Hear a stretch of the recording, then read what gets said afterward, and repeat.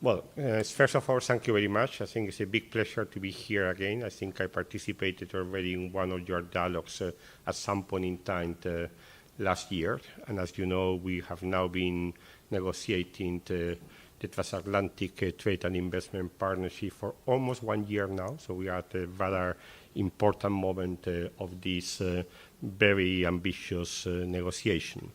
What I think I wanted to focus my keynote is the regulatory dimension of TTIP. I don't want just to focus exclusively on financial services, but more generally the regulatory dimension on TTIP, what it is that we are trying to achieve in this negotiation from the regulatory point of view.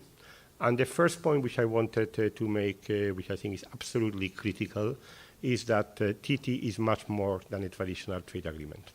When we decided with the United States to launch these negotiations, we were perfectly conscious that regulatory issues were going to be at the center of what we wanted to achieve in TTIP. That therefore TTIP is of course a classical trade agreement where all the classical market access issues need to be resolved, but it is also an opportunity to establish a much solid framework for regulatory cooperation between the United States and the European Union. And that fundamentally for two reasons. One, because if we really want to deliver economic results, we should be conscious that classical market access restrictions on tariffs or on classical national treatment, market access restrictions on services are relatively limited across the Atlantic, but the obstacles coming from regulatory divergences are important. And therefore, the TTIP provides an opportunity to see how we can make progress to have more compatible regulatory regimes.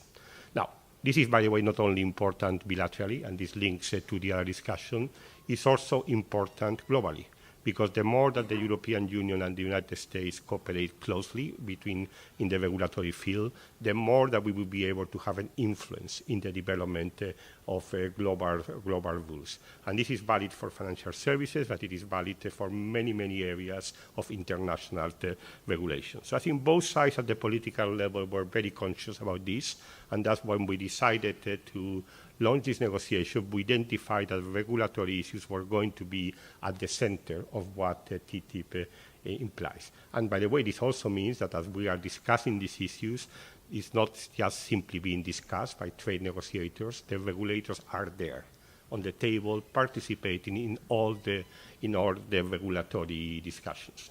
Now, we have been discussing these issues for about a year. I mean, I'm not going to enter into details. Perhaps just to give you an overview, we basically have two types of elements in the regulatory cluster. We have a number of areas which are horizontal, which aim to set a framework of rules, principles, and institutions to guide our regulatory cooperation as we tackled with new regulatory challenge.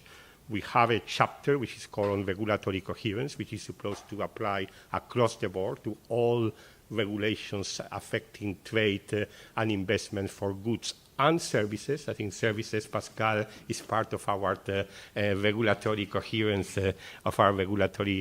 agenda.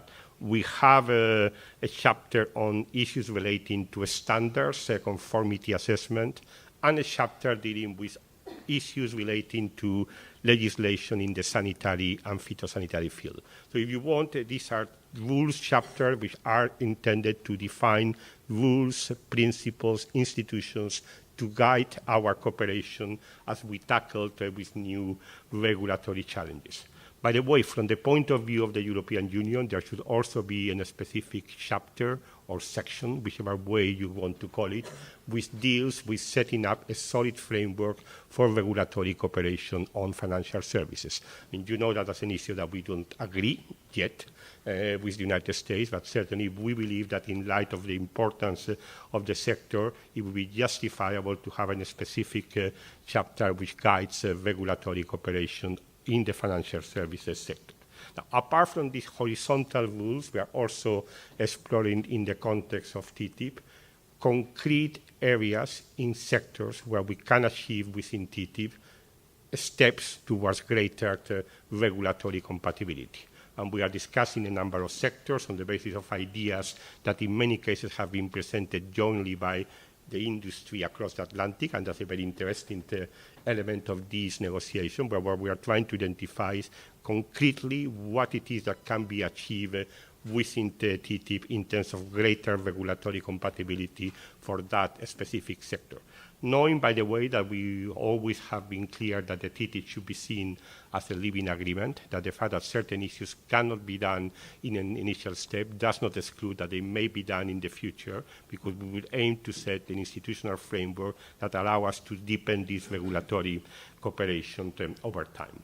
So that, if you want, is the overall architecture of what we're trying to achieve on the regulatory issues.